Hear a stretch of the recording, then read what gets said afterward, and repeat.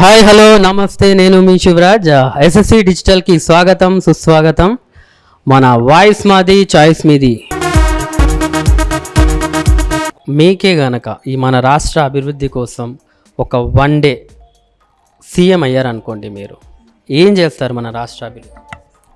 First ఎవరికైతే కూడు గుడ్డ లేని వాళ్ళు ఎవరైతే ఉంటారో వాళ్ళకి ఫస్ట్ మెయిన్గా అది కల్పిస్తాం. ఏదో పెద్ద పెద్ద ఆస్తులేం కాదు, కానీ ఏంటంటే వాళ్ళకి తినడానికి తిండి, కట్టుకోవడానికి బట్ట అది ఉంటే సరిపోతుంది. అండ్ దాని తర్వాత వాళ్ళు ఏదో ఒక వర్క్ చేసుకుంటే వాళ్ళకి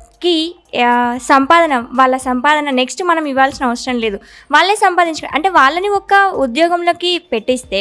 ఇప్పుడు నార్మల్గా ఏంటి అనేసి అంటే పేదవాళ్ళు ఎప్పుడు పేదవాళ్ళలాగానే ఉంటారు, ధనికులు ఎప్పుడు ధనికుల్లాగానే ఉంటారు. కానీ అట్లా కాకుండా మనం ఎప్పుడైతే ఇప్పుడు ఫర్ ఎగ్జాంపుల్ మనమే ధనికులం అనుకోండి, మనం పేదవాళ్ళం. ఇప్పుడు నా దగ్గర ఒక పర్సన్ ఉన్నారు, అతనికి తినడానికి తిండి లేదు, కట్టుకోవడానికి బట్ట లేదు. సో ఆ అవసరాలను కల్పిస్తే జస్ట్ వాళ్ళు ఒక హ్యాపీ ఆ కష్టం నుండి బయటపడతారు. ఇంకొకటి వాళ్ళు చాలా ఆనందంగా ఉంటారు. సో ఫస్ట్ ఇప్పుడు నవేడేస్ ఆకలి చావులు బాగా జరుగుతున్నాయి మన ఇండియాలో. సో అవన్నీ జరగకుండా ఫస్ట్ రాష్ట్రం అభివృద్ధి చెందితేనే దేశం అనేది అభివృద్ధి చెందుతూ ఉంటుంది. కాబట్టి సో చిన్నగా రాష్ట్రం అభివృద్ధి చెందాలంటే చిన్న డిస్ట్రిక్ట్స్ కూడా డెవలప్ చేయాలి. డిస్ట్రిక్ట్ డెవలప్ చేయాలి అంటే అక్కడ కూడా మనకి మంచి పర్సన్స్ ఉండాలి, పొలిటికల్ లీడర్స్ అనేది ఉంటే వాళ్ళు కూడా మా ఆలోచనతోటి ఆలోచిస్తే మాత్రం ఖచ్చితంగా దేశం అనేది అభివృద్ధి చెందుతుంది. ఫస్ట్ మెయిన్ థింగ్ ఉన్న వాళ్ళకే కాకుండా లేని వాళ్ళకి ఫస్ట్ చూసుకోవాలనేసి అదొకటి. నేను ఒకరోజు సీఎం అయితే సిటీని మొత్తం డెవలప్ చేయడానికి కోట్ల ఖర్చులు అనవసరంగా వేస్ట్ చేస్తూ ఉంటారు. కనీసం ఒక 10,000 20,000 కనీస స్థితి తినడానికి కూడా స్థితి లేని వాళ్ళకు కొంచెం సాయం చేసి మరీ పట్టించుకుంటే అట్లా బాగుంటుంది.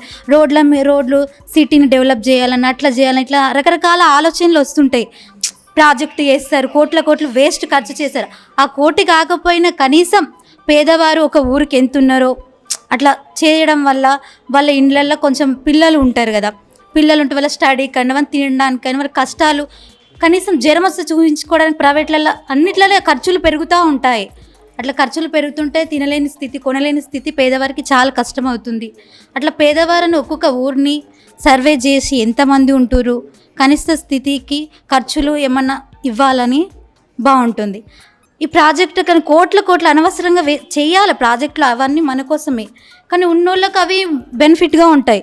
మరి లేని స్థితి వరకు కనీసం ఒక ఇల్లు, ఇంత కూడు, ఆసుపత్రి ఇలాంటివి ఉంటే సరే. అంటే కనీస అవసరాలు కూడా లేకుండా ఇంకా చాలా మంది ఉన్నారు. ముందు వాళ్ళకంటూ కొన్ని ఫెసిలిటీస్ చేస్తారు. అలాంటి వారికి కొంచెం ఇంట్రెస్ట్ తీసుకోవాలి. వీటిపైన ఇంట్రెస్ట్ సీఎం వాళ్ళకు అట్లా చేయాలి, ఇట్లా చేయాలి, పేరు రావాలి, అది ఉన్న వాళ్ళకే ఎక్కువ బాగుంటుంది. లేని వారి పరిస్థితి లేని వాళ్ళనే ఉండిపోతురు. వాళ్ళ ఇళ్ళలో చదువుకుందామని కొందరికి ఉన్నా చదవలేని స్థితి, ప్రతిదానికి అది ఘోరమైన స్థితి అయిపోతుంది పేదవాళ్ళకు. ఈ ఖర్చులు చేయబట్టి ప్రతిదానికి ఉన్నవారికి ఎంత సమానంగా ప్రతి రేట్లు ఉంటే రేటు వారికి కూడా సమానంగా అదే రేట్లు ఉంటున్నాయి. ఇప్పుడు ఉన్నవారికంటే వారు ఉన్నారు, ఎట్లాగో ఉండిపోతారులే. లేని వారికి అంత స్థితిలో పెట్టి మనము ఏం చేయలేం కదా, కొనలేము, చూయించుకోలేం, ఇంకా పేదగా అలాగే మిగిలిపోతున్నాం. అలాంటి వారిని దృష్టిలో పెట్టుకొని ఖర్చులు కానీ ప్రతిదీ కానీ సేమ్ ఉండకుండా కొంచెం పేదవారికి హెల్ప్ చేయాలని కోరుకుంటున్నాం. Very good, fantastic. మీ పేరేమన్నారు? రాణి గారు. చాలా